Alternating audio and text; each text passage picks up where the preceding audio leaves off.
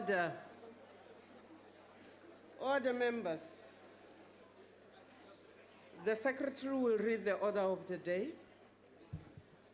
Reply by the President to the debate on the State of the Nation address. Thank you, sir. The Honorable, the President.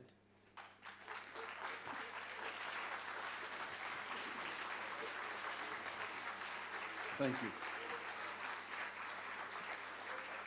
Thank you. Thank you. Speaker of the National Assembly, Ms. Thandi Modise, Chairperson of the National Council of Provinces, Mr. Amos Masondo, Deputy President of the Republic, Honorable David Mabuza, honorable members, allow me to extend my deep gratitude and thanks to all honorable members who participated in the State of the Nation Address debate, but also to extend my gratitude to the multitudes of South Africans who have also taken the trouble and the time to share their views on the State of the Nation Address. I found the comments most useful. They were sharp, they were pointed, and they sought to come up with a number of alternative viewpoints. Madam Speaker, I was heartened by the comments that were made by members here in this House, members who spoke very directly and forthrightly, because as they spoke, they reinforced our conviction that we need a clear and a common vision for the future of our country. In the main, members wanted to know how it will all be done, when it will be done. They also wanted to know where it will be done. As they postulated on the issue, which by the way was just a minute portion of the State of the Nation address about the new city and the dream, they wanted to know where, on which piece of land is this going to happen. That is what seemed to excite members, and I'm grateful for that because it reinvigorated people's imagination. They also wanted to know by whom and what will it cost and why should it be done and why it should not be done. Now, through social media, in newspaper columns, in a number of radio show call-ins, and in messages sent to the presidency, many South Africans became part of the SONA debate. I received a moving note from one of the officials in Parliament this morning who said, "Dear Mr. President, those of us who want to see our country prosper, share in your dreams. When we stop dreaming, our soul dies. When our soul dies, we also die. We should never give up on our dreams, least of all, allow our detractors to get in the way of our dreams. So let's keep our dreams alive. Let us keep our dreams alive for the sake of our people and our country, and God bless you." So I got a blessing this morning. It's wonderful. But more importantly, the vibrancy and the vitality of the engagements that we had here, even where we mostly disagree, is an essential part of our national character. It is our experience over a long and difficult history that it is only through dialogue, through the frank exchange of views, that we can arrive at an inclusive solution. We share common challenges. We share also a common future, and we need to forge a common path towards the realization of this common future that we share. It is fitting, therefore, that as we gather here on the 26th of June, the day on which the Freedom Charter was adopted in Kliptown by thousands of South Africans from various parts of our country, that we should reflect on what has happened to drive this vision that South Africans have embraced. As they gathered on a cold winter's day in the dusty veld of Kliptown, they constituted the most representative gathering of South Africans in our history. It is exactly 64 years since the 26th of June, 1955, when the people of our country dared to dream.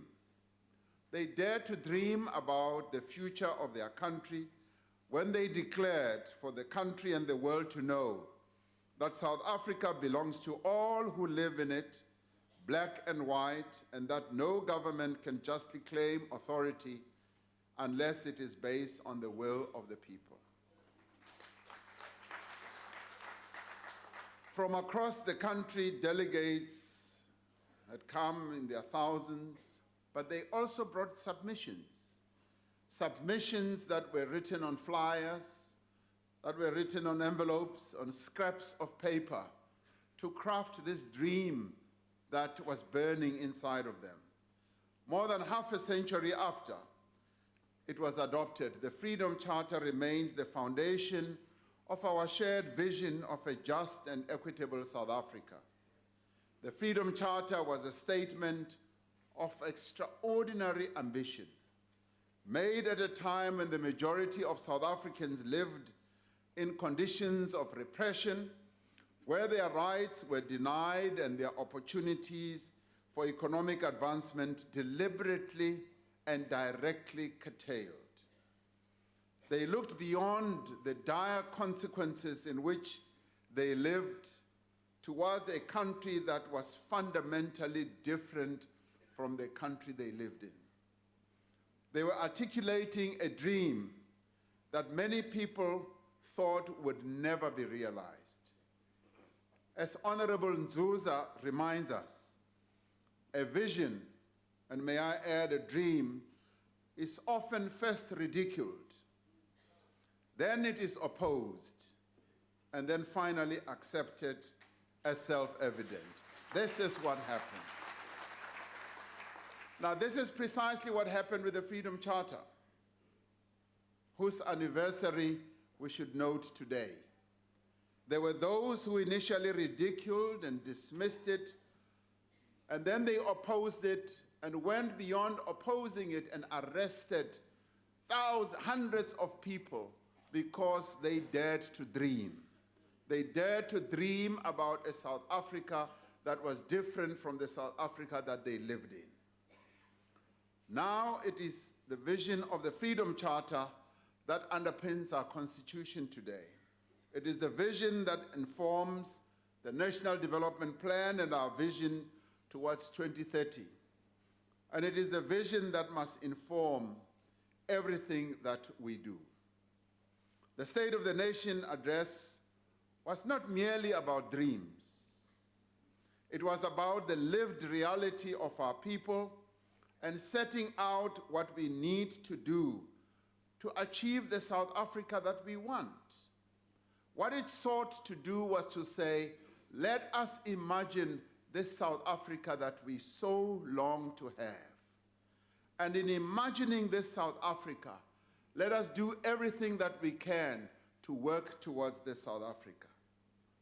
We agree with Honorable DeLille, who observed that a State of the Nation address shows us a picture and sketches a framework. SONA is about articulating a vision and a direction for government programs. Ministers who are responsible for government work will provide details on the program in the budget votes of the various departments. Guided by the election manifesto of the governing party, this SONA was about setting out the 7 priorities of the administration, namely economic transformation and job creation, education, skills, and health, consolidating the social wage through reliable and quality basic services, spatial integration, human settlements, and local government, social cohesion and safe communities, a capable, ethical, and developmental state, and a better Africa and a better world. As we said then, and we will repeat today, building the South Africa we want starts now, and it's a process that should involve all of us. It starts with concrete actions that address both the challenges of the present and lay the foundation for the next 5 years, the next decade, and beyond. We are not starting anew. Over the past 18 months, we've been on a path of recovery, working to address our shortcomings and to put in place what is needed for inclusive growth and job creation. We must continue on that path, but our actions do require greater urgency and greater focus. When our people, as we went around the country, were saying, "Khawuleza," they were serious because they are facing serious challenges. And this is where I agree with honorable members who spoke in this SONA debate. And I agree entirely, because you express the views and the deep aspirations of our people in the main. I do not see your inputs as being oppositional. I see your inputs, all those who spoke, as being complementary and supplementary to what we set out. This is a joint effort, and I do thank you dearly for the inputs that you made, however you made them. Now, we are addressing all this through our focus on economic transformation and job creation, the challenges that our economy faces. There are no shortcuts and there are no quick fixes. And if there ever was a notion that we would, have a magic wand and change the trajectory of our economy overnight, I should disappoint you, it's not going to be the case. It is going to take time, it's going to take a great deal of effort, but we have embarked on a journey, and I would like us to take this journey together. We need to do the right things, we need to do them well, and we need to do them together without delay. The simple reality is that we need to stimulate growth in our economy, to create jobs, and millions of jobs, to create opportunities for new businesses to emerge, and to improve the state of our public finances. We need growth, and inclusive growth for that matter, to ensure that we can reduce our national debt, improve the reach and quality of social services that our people need to be provided with, and direct greater resources to infrastructure development. This year, we are intensifying our investment drive because we have seen that it is producing results. We are going to hold our second South Africa Investment Conference in November because we have seen commitments made at last year's conference being implemented. These are the investments that we will, in the months and years to come, be creating new jobs, developing new supply chains, and reviving local economies. This is not a dream, it is the reality. We were able to attract much more investment than many other countries on the African continent, if you look just at FDI. But FDI is not our even main focus. We are trying and working very hard to get the local investors, local businesses to invest in our economy. And if you look at our focus for this investment conference that we held last year, we were overweight with local investors, and the commitments that were made largely came from local investors. We are seeking through our investment drive not only to generate, yes, foreign direct investment, but also that local investment. We also intend to crowd in local investors into various subsectors of the economy. We've now decided, as you heard Minister Patel saying yesterday, we're now going to be focusing more attention on the subsectors of our economy and coming out with the master plans that are going to make our subsectors to work and to drive the growth of our economy. We are working to become an entrepreneurial state that is able, yes, to crowd in local private sector investors. We are committed to restore investor confidence through greater policy certainty and consistency. Mr. Maimani, Honorable Maimani, yesterday you spoke about reforms. Yes, we are going to continue with the reforms that we need to embark on, because it is through reforming our economy and how we work that we will be able to attract investors, both local or mostly local and also offshore. We recognize that there are several areas where we need to move with greater speed, unleashing the potential of sectors like telecoms, tourism, agriculture, and mining. Alongside our investment drive, much detailed work is being directed towards reducing the cost as well as improving the ease of doing business. This is a difficult task because it requires significant coordination and the integration amongst a wide range of departments in government and various spheres and entities. But we are making steady progress, and businesses are starting to feel the impact. A few days ago, my attention was drawn to a tweet that said, by someone who said, registered a new company yesterday at 1:30 p.m. They sent me the forms and I sent them back around 5:30 p.m. This morning, he continues, or she continues, at 7 a.m. I got confirmation that the company had been registered and also registered for income tax. Now, so the tweet continues. The tweet continues, so quick and painless, and it only costs 175 Rand on the CIPC website. Now, we may laugh at this.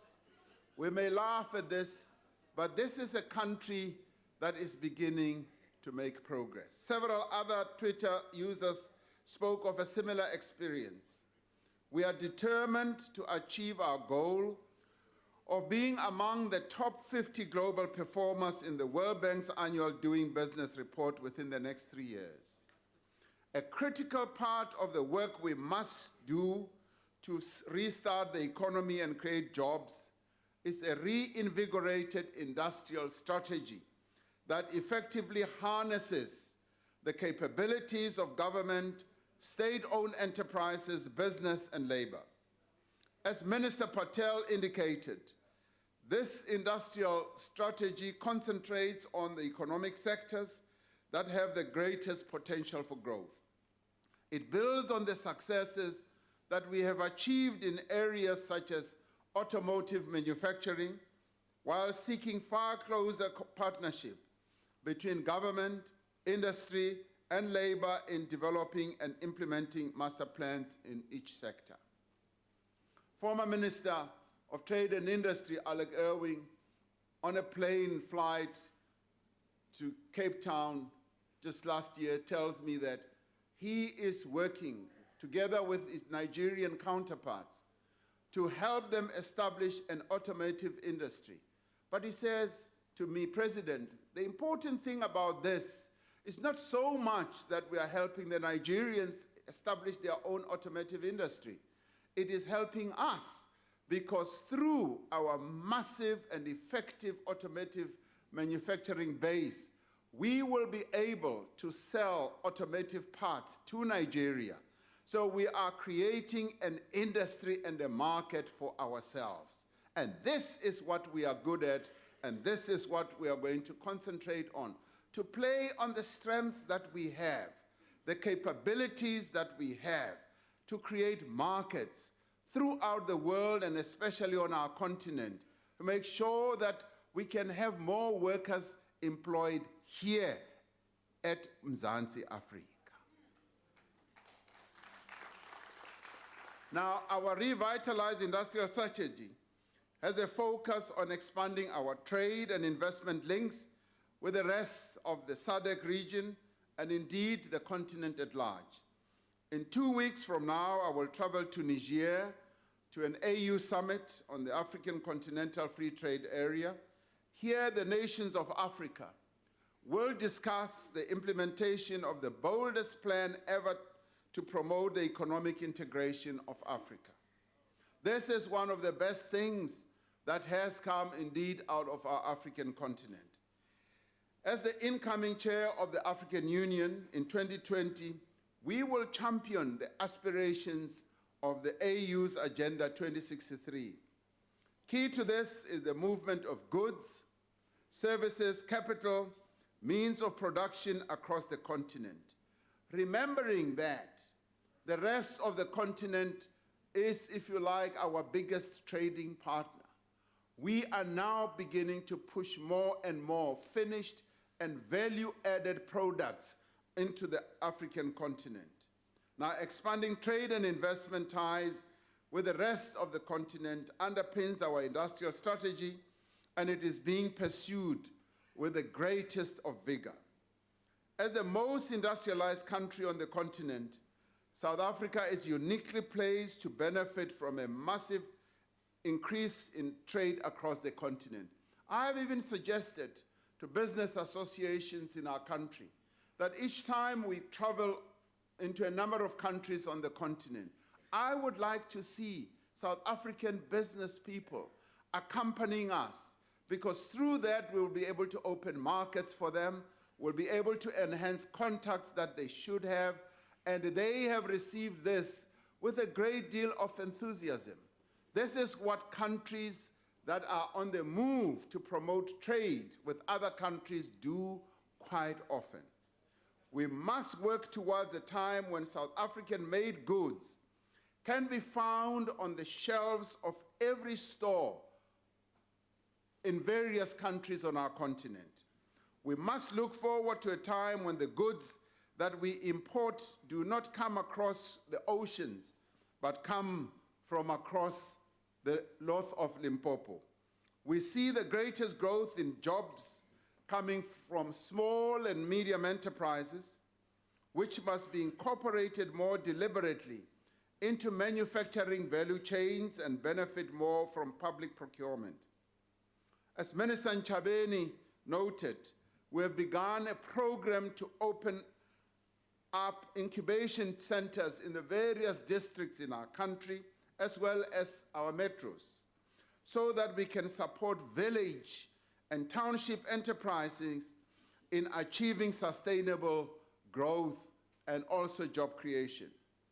By using recent changes to our competition law, we will open up more opportunities for small businesses to enter into new markets, contributing to a more vibrant and competitive economy, where those who used to have a monopoly hold on certain markets and subsectors will now have to open up space for smaller players to come in and play and compete on an even keel.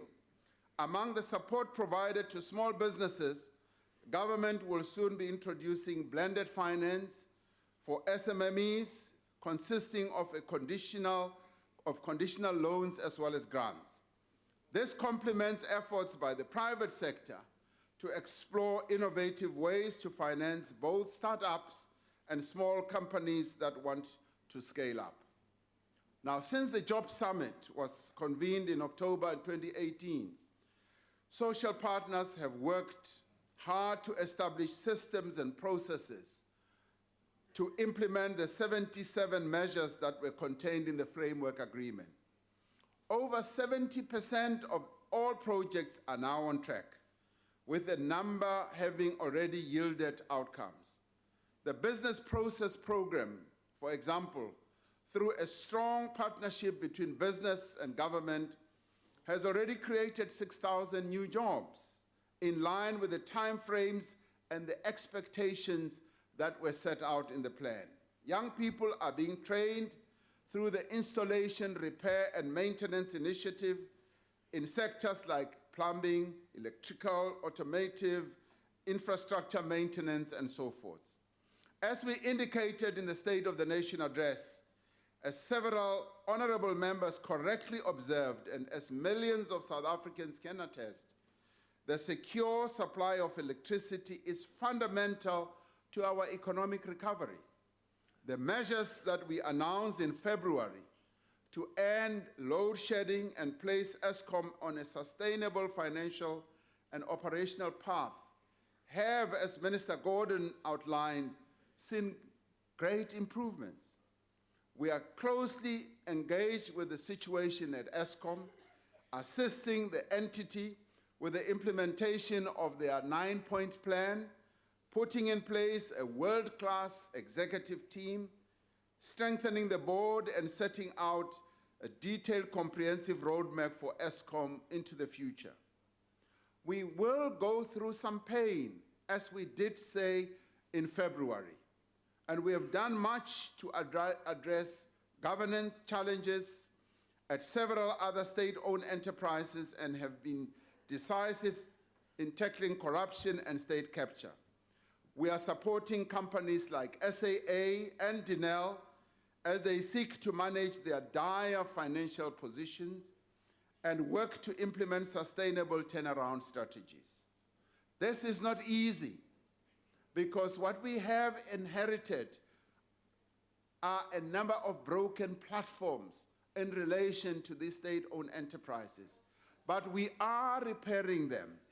As we address challenges of specific SOEs, we're also working towards a new SOE landscape in which state-owned companies have the expertise, they have the leadership, and appropriate financial models to fulfill their respective mandates. State-owned companies have a critical role to play in tandem with the private sector in driving economic growth as well as transformation.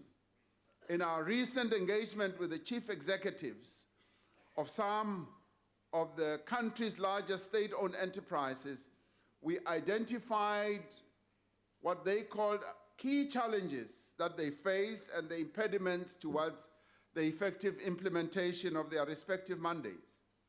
We have agreed that we will work together through the Presidential SOE Council to address all the issues that are germane to the challenges that they are facing. We disagree with the view that the most effective and efficient way to provide services to our people is through the private sector. Every single day, public entities are providing water, they are providing electricity, they are providing waste removal services, they are maintaining our roads, and a myriad of other essential services to South Africans. To cite just one example, last year, the Post Office took over the payment of social grants. Before taking on this responsibility in April 2018, only 31,000 social grants beneficiaries were paid through the Post Office. Last month, 7.8 million beneficiaries were paid through the Post Office, representing just over 70% of beneficiaries. And as a reminder, the Post Office is state-owned. It is state-owned and it is being turned around. The successful takeover of the distribution of SASSA grants by the Post Office is a clear demonstration that government institutions do have the capacity and the capability to effectively implement projects of great magnitude. It is perhaps worth mentioning that 2 of the finalists of the CEO of the Year in the 2019 HR Awards are from public entities. Cameroon Sello Mukajane from the CCMA, and Kitumeti Lebaka from the Culture, Art, Tourism, Hospitality, and Sports Theatre, all from the state-owned entities. Together with many other CEOs in the public sector, they are doing excellent work and setting high standards. Given the chance, our people are able to rise to the top, and that is what we are giving them a platform to do. A significant part of our efforts to unleash growth while advancing transformation is our accelerated program of land reform. By bringing together the portfolios of agriculture, rural development, and land reform, we are establishing the institutional basis for a comprehensive approach to economic development of our rural areas. Through this, we will unlock the potential of the sector by removing constraints in accessing land, finance, markets, and water, and improving safety in our rural areas. We are determined that land should be distributed to those who work and those who need it.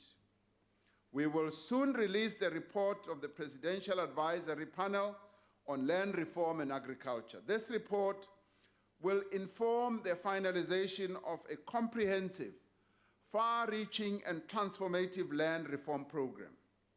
Among the important tasks of this new parliament is to finalize the constitutional amendments to clearly indicate how expropriation of land without compensation will be put into effect.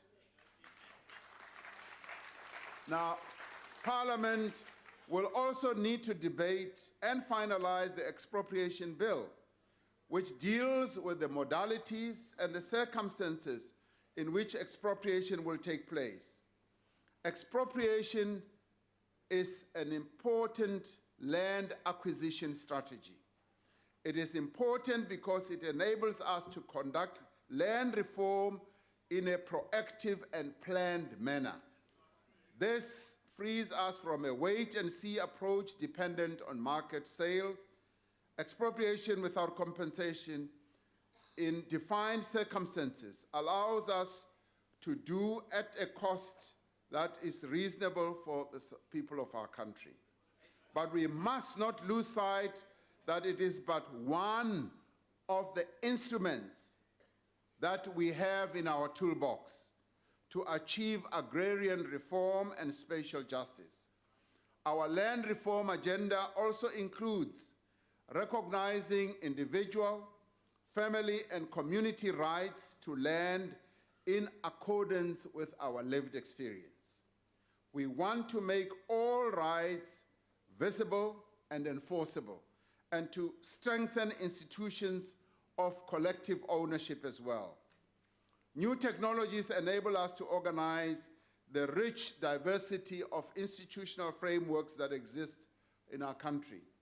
At the same time, we continue with the process of identifying suitable public land for settlements and farming. I'm pleased that Honorable Malema agrees with me that we will never solve the social ills of our country without addressing the land question. In the State of the Nation address, we spoke about the establishment of the Infrastructure Fund and a new approach to building infrastructure. This is where the partnership between the public and the private sector will find what I would call practical meaning as we work together through joint funding arrangements as well as in the deployment of skills, management capability, and experience. In line with our new approach, unions and communities will be at the center of the infrastructure build. We are working to increase the proportion of public spending that goes to infrastructure development relative to consumption expenditure so that our economy can enjoy lasting benefits. In the transport sector, for example, the Gibela factory in Niger, which is producing new commuter trains, where I was taken to by former Minister of Transport, Blade Nzimande, is creating technical and engineering jobs among young people, a significant portion of which are women. We will soon be selling trains to many other countries on the continent. The upgrade and maintenance of the national road network is an important element of the economic stimulus package, contributing to job creation, to access to local services and stimulating local economies. The 26 road building projects that form part of the economic stimulus and recovery plan will unlock total investment of 13 billion rand, delivering roads in rural areas and townships over the next 3 to 5 years, but also producing a total of 22,000 jobs. These projects form part of the broader 70 billion rand investment in national road infrastructure construction and the maintenance over the MTEF period, yielding an average of 15,000 jobs a year. All these measures to grow our economy depend on our ability to develop skills that are appropriate to the needs of an economy that is changing on an ongoing basis. Now, these skills we are developing for the youth of our country will be best used as we charge ahead with inclusive growth. Hence, our focus on the second priority that we have announced, which is education, skills, and health. This is precisely why we are investing in the expansion of our TVET colleges and ensuring that their programs are aligned with the needs of industry and tomorrow's world of work. It is why we are focusing greater attention on infrastructure, on artisan development while expanding work-placed learning through learnerships, work-integrated learning and internships.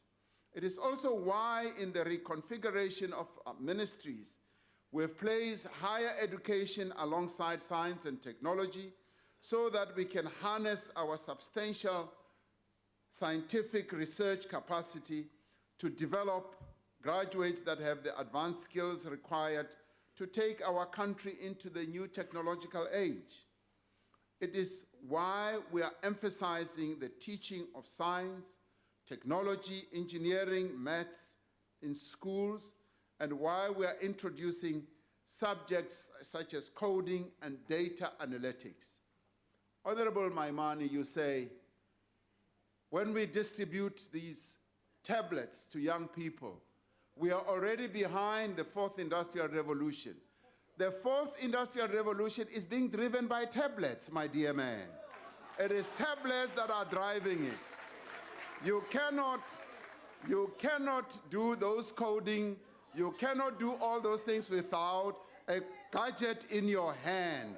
And that is what we are giving our children.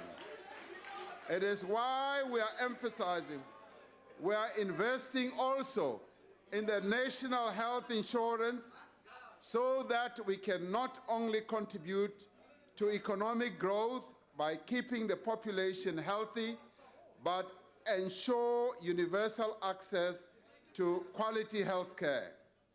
Now, I'll be traveling tonight to the G20 summit in Osaka in the next few days.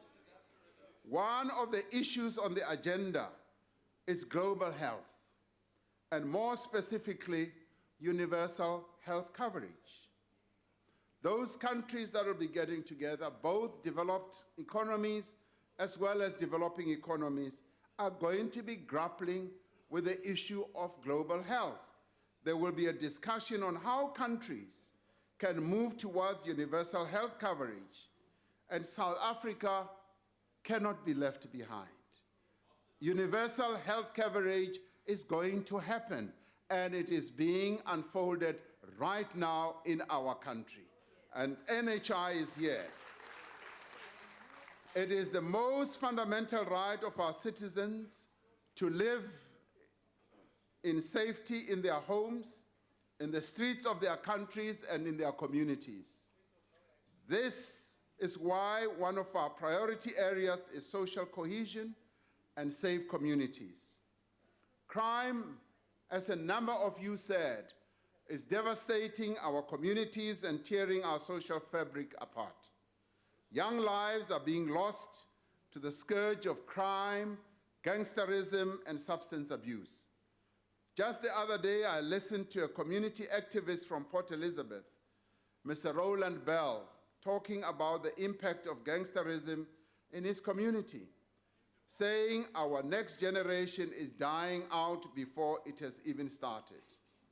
We heard the cries of residents of Manenberg at the gates of Parliament earlier this morning, who want the police to act against gangsters who terrorize their communities. Part of our response is to increase police visibility, increase the number of trainee policemen and women, promote the sexual offenses courts to address gender-based violence and femicide, and capacitate community policing forums. We must also make better use of the legal instruments that are available to us.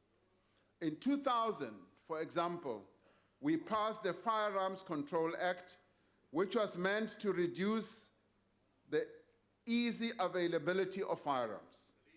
Yet, while there was a decrease of almost 50% in firearm deaths over the next 10 years, fraud, corruption, and resistance to aspects of the Act seriously undermined the ability of SAPS to effectively enforce the law. Now that the Constitutional Court has confirmed that the Act is constitutionally valid, we look to the South African Police Service to renew their effective work to reduce the incidence of deaths and injuries due to firearms. At the same time, we must recognize that violent crime is often perpetrated by people who are known to the victim in the home, in the schools, and in the community. This makes policing quite difficult, but it's still got to be done. It requires that we address unequal power relations in society, that we instill in young people a sense of responsibility and respect for others. It places a greater responsibility on all of us, as parents, as teachers, religious leaders, celebrities, and MPs, to lead the way in resolving conflict without resorting to violence or confrontation. If we are to improve the lives of South Africans, particularly the poor, and if we are to foster economic development, we need to make local service delivery work. As several honorable members have said, we need to fix our municipalities. That is why one of our priorities is spatial integration, human settlements, and local government. I announced earlier this year that we have begun the process of stabilizing and supporting 57 municipalities and implementing over 10,000 municipal infrastructure projects. This is because local government, in the end, is the engine of service delivery in our nation. We also agree with Councillor Nkadibeng that a district-based approach to service delivery should contribute to improved coordination and a more efficient allocation of resources. In local government, as in all parts of the state, where systems fail, there must be accountability. Through interventions like National Clean Audit Task Team, under the Hawks, we are serious about cleaning up our municipalities so that they can fulfill their primary mandate, not to adjudicate tenders, but to deliver services to the people of our country. Now, the report that was released by the Auditor General this morning talks about deteriorating levels of accountability in our local government space, and this is concerning. It is in this regard that we support the call by the President of SALGA that we should professionalize local government and enhance the training of our officials in that space. The country's large urban economies must play a far greater role in job-intensive growth and poverty reduction. To ease the cost of doing business, larger urban municipalities will radically enhance the reliability, the quality, and availability of basic infrastructure services, improve their land use management processes, and ensure the coordinated management of urban transport and housing. In line with our objective to restore not just investor confidence, but to regain the trust of our people, we have intensified the fight against corruption across government. This is an important part of our priority to build a capable, ethical, and developmental state. We have restored stability in important institutions such as SARS and the National Prosecuting Authority, and we have improved their capacity. The Zondo Commission of Inquiry is doing crucial work in establishing the extent of what went wrong in the past. Integrity is being restored to our national intelligence machinery as we act on the recommendations of the high-level review panel. With the state being the primary driver of service delivery, we have, following extensive consultation, produced a new macro configuration of government, merging some departments and doing away with others. This is in the interest of cost containment, cooperative governance, and ensuring that state resources are more effectively deployed. We are also intensifying training and skills development through the National School of Government because our success depends on a capable, professional, and above all, ethical corps of public servants. These are just some of the measures we are undertaking, together with our social partners, so that we can restore our economy and improve the lives of our people. These measures are tangible, they are practical, and they are also achievable. They provide a clear indication that we have both a vision for the future and a plan for the present, right where we are. They demonstrate that we are a government that is at work. The 7 priorities that will guide the program of action of this administration over the next 5 years begins with the implementation in the coming days, in the coming weeks, as well as in the coming months. As I mentioned last week, we are determined to do things differently.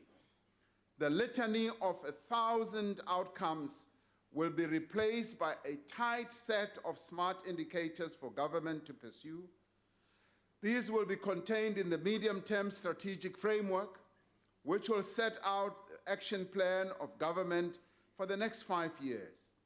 Each government department will produce a forward-looking, practical annual performance plan that reflects on our renewed focus on impact.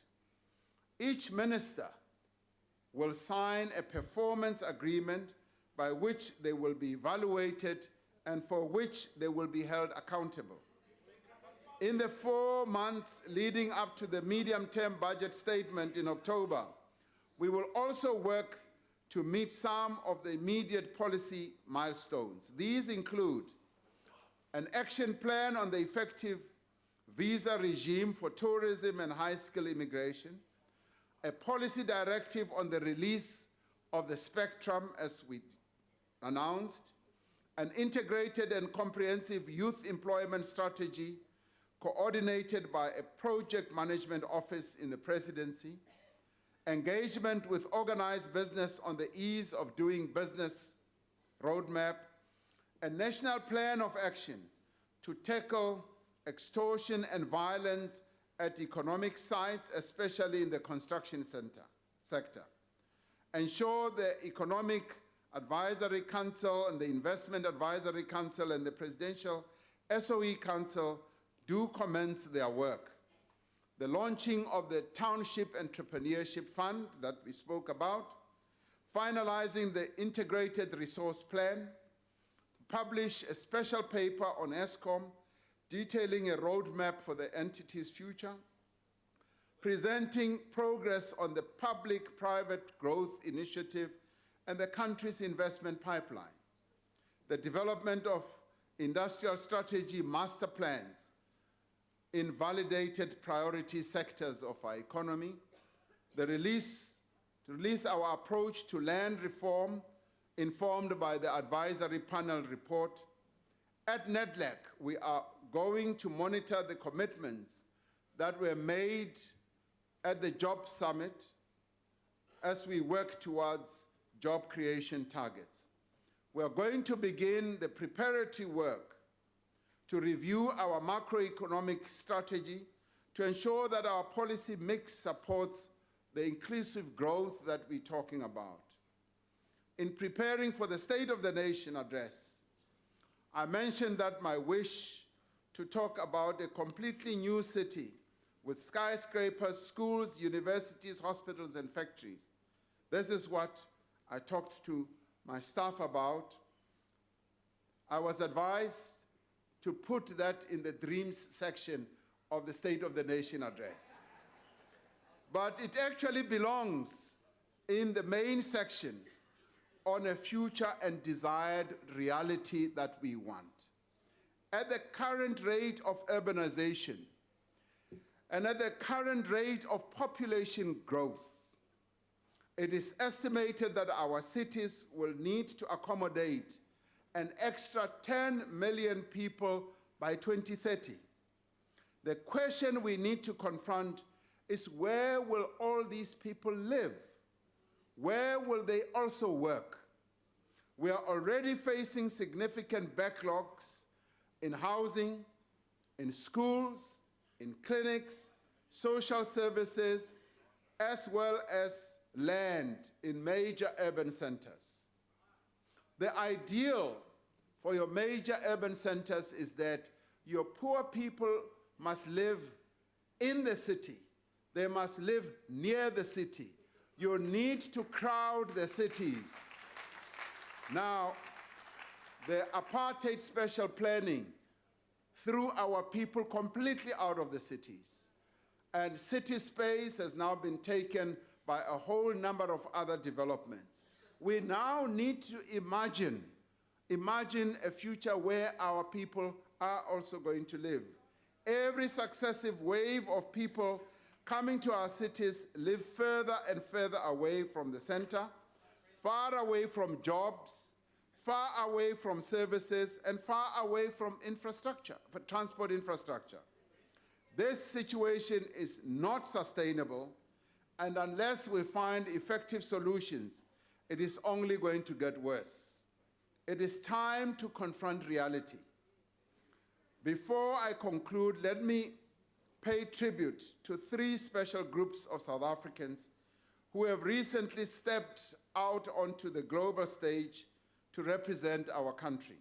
Today, I want to pay tribute to our national teams. We've had no less than 3 national teams that have been representing our country in various parts of the world. The Women's Football World Cup, we applaud them. We also applaud Bafana Bafana, who are currently engaged in the Africa Cup of Nations. But we must also pay credit to our cricket team. Even though they have not done so well, we must pay credit to them. Now, I also want to applaud Sho Majosi for winning the BET Award. Now, in Majosi's words, he says, "My story is testament." Yes, she says, "My story is testament that you can come from any village where she comes from, in any forgotten part of the world, and still be a superstar that she is. For girls that come from where I come from, now for girls that come from where I come from, which is Limpopo, Honorable Malema's province, I just want to say You don't need to change who you are. You can still be big, like Honorable Malema is almost big as well.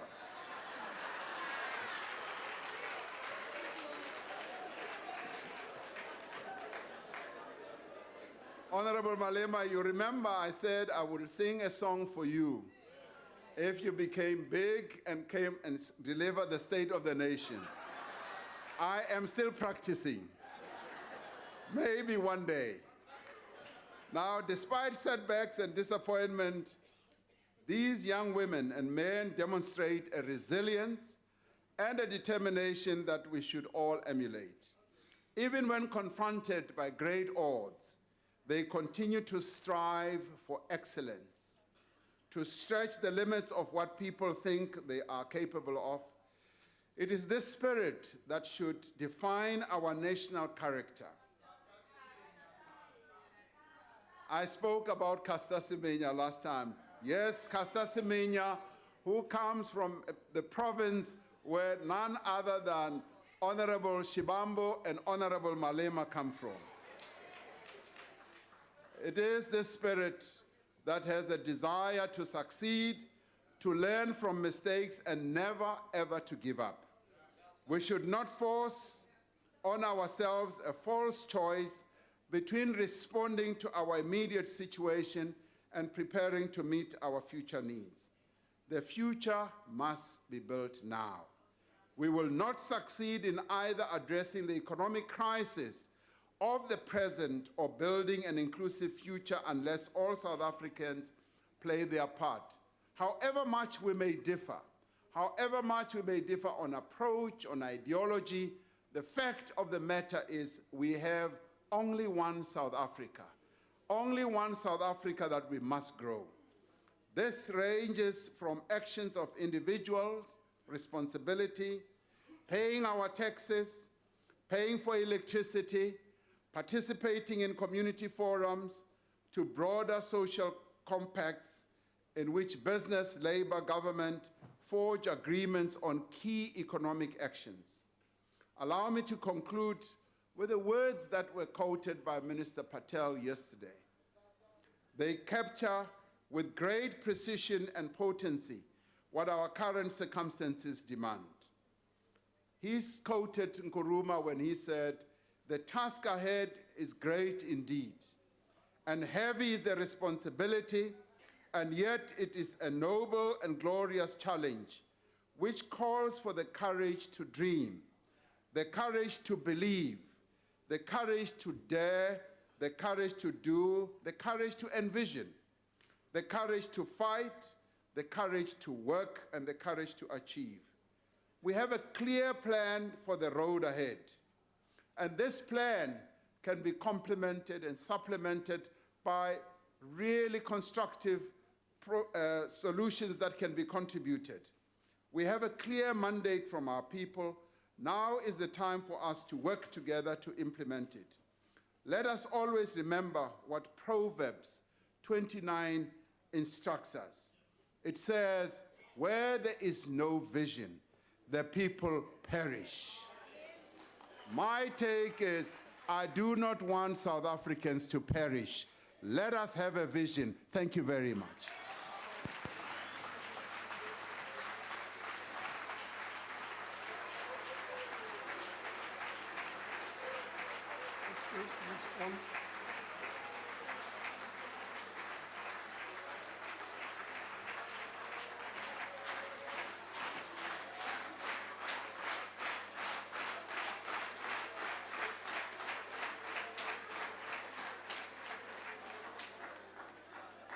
I take this opportunity to thank the President, and that honorable members concludes the debate on the State of the Nation address and business for the day.